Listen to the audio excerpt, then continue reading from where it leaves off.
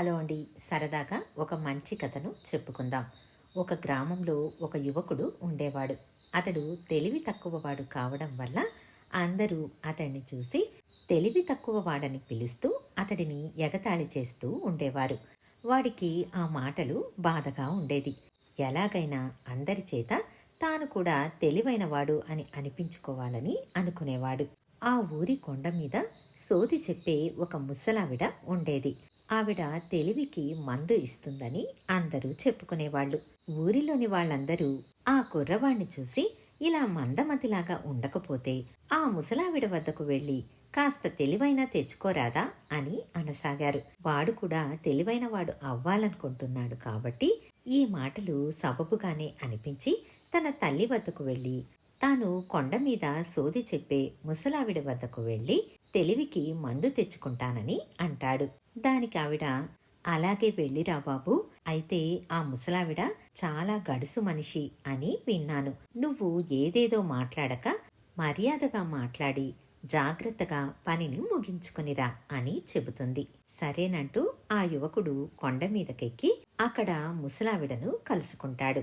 వంట వండుతూ ఉన్న ముసలావిడితో, అంతా కులాసేనా అవ్వా అని అడుగుతాడు. అంతా కులాసే అంటూ సమాధానమిచ్చి తన పని తాను చేసుకుంటూ ఉంటుంది. అటుపై ఏం మాట్లాడాలో తెలియక ఆకాశానికేసి చూస్తూ వర్షం వచ్చేలా ఉంది అని అంటాడు. రావచ్చు అంటుంది ఆ ముసలావిడ. రాకుండా కూడా పోవచ్చు అని అంటాడు. అది నిజమే అంటుంది ముసలావిడ. ఇంకా ఇలా లాభం లేదని నేరుగా, అవ్వా తెలివికి మందేదైనా ఇస్తావా అని అడుగుతాడు. ఎలాంటి రకం తెలివికి మందు కావాలి నీకు? రాజు తెలివికి, సైనికుల తెలివికి, పండితుల తెలివికి నా వద్ద మందు లేదు అని అంటుంది. దానికి ఆ కుర్రవాడు, అలాంటి తెలివైన మందులు నాకు వద్దు. సాధారణ మనుషులకు పనికి వచ్చే తెలివికి మందిస్తే చాలు అని అంటాడు. అలా అయితే నేను నీకు సహాయపడగలను అని అనుకుంటున్నాను. దానికి నువ్వొక పని చెయ్యాలి. నీకు ప్రపంచంలో అన్నిటికన్నా ఇష్టమైన వస్తువుని తీసుకునిరా. అటుపై నేను నిన్నొక ప్రశ్నను అడుగుతాను. దానికి నువ్వు సరైన సమాధానం ఇస్తే అప్పుడు తెలివికి మందును ఇస్తాను అని అంటుంది. దానికి ఆ కుర్రవాడు, అది నాకెలా తెలుస్తుంది అని అంటాడు. నీకే తెలియకపోతే నాకెలా తెలుస్తుంది? ముందుగా నువ్వు ఆ వస్తువును తెచ్చి నేనడిగిన ప్రశ్నకు సమాధానం చెప్పిన తరువాత నీకు ఆ వస్తువు మీద ఇష్టం ఉందో లేదో నాకు అప్పుడు తెలుస్తుంది. దాని తర్వాత తెలివికి మందుని ఇస్తాను అని అంటుంది. సరేనంటూ కుర్రవాడు తిరిగి ఇంటికి వెళ్ళి జరిగిందంతా తన తల్లితో చెబుతాడు. అప్పుడావిడ ముసలావిడ చెప్పినట్లే చేసి తెలివి తెచ్చుకో నాయనా అని చెబుతుంది. ఆ కుర్రవాడు బాగా ఆలోచించి చివరికి తనకు కోడి కూర అంటే ఇష్టం కాబట్టి కోడిని తీసుకుని వెళతానని తల్లితో చెప్పి మరుసటి రోజు కోడిని తీసుకుని సోది చెప్పే ముసలావిడ వద్దకు వెళతాడు. ఆవిడతో, అవ్వా నాకు ఇష్టమైనది తీసుకుని వచ్చాను అని అంటాడు. కోడిని చూసిన ముసలావిడ, ప్రపంచంలో ఇంతకన్నా ఇష్టమైనది నీకు ఇంకేదీ లేదా? సరే అయితే ఈ ప్రశ్నకు సమాధానం చెప్పు. కాళ్ళు లేకుండా పరిగెత్తేది ఏది అని అడుగుతుంది. ఆ కుర్రవాడు బుర్ర కూక్కుని ఎంత ఆలోచించినా అతడికి సమాధానం దొరకలేదు. అప్పుడు ముసలావిడ, అయితే నువ్వు తెచ్చినది సరైన వస్తువు కాదు. ఈ రోజు నీకు తెలివికి మందు లేదు. ఇక్కడి నుంచి వెళ్ళిపో అని అంటుంది. ఆ కుర్రవాడు విచారంగా కాళ్ళు ఈడ్చుకుంటూ ఇంటికి వెళతాడు.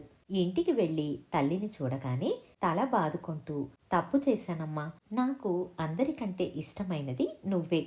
నిన్ను తీసుకుని వెళ్లాల్సింది. రేపు నాతో పాటు రా. మనిద్దరం కలిసి ఆ ముసలావిడ వద్దకు వెళదాం అని చెబుతాడు.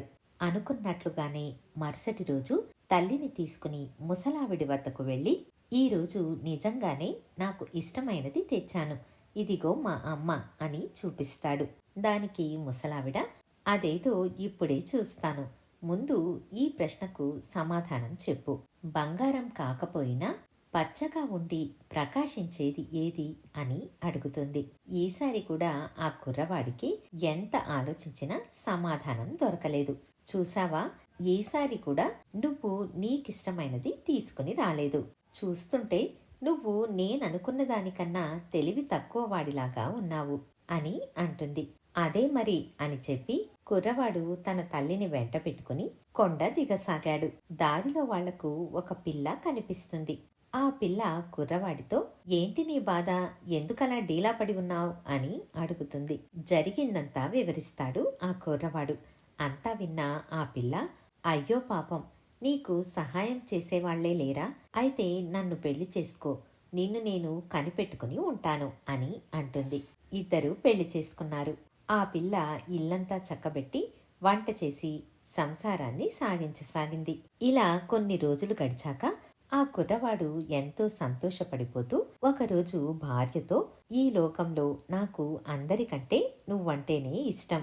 ఇప్పుడు మనం కొండ మీదున్న సోది చెప్పే ముసలావిడ వద్దకు వెళదాం పద, నాకు తప్పకుండా తెలివికి మందు దొరుకుతుంది అని చెప్పి భార్యను తీసుకుని కొండ మీద ఉన్న ముసలావిడ వద్దకు వెళతాడు.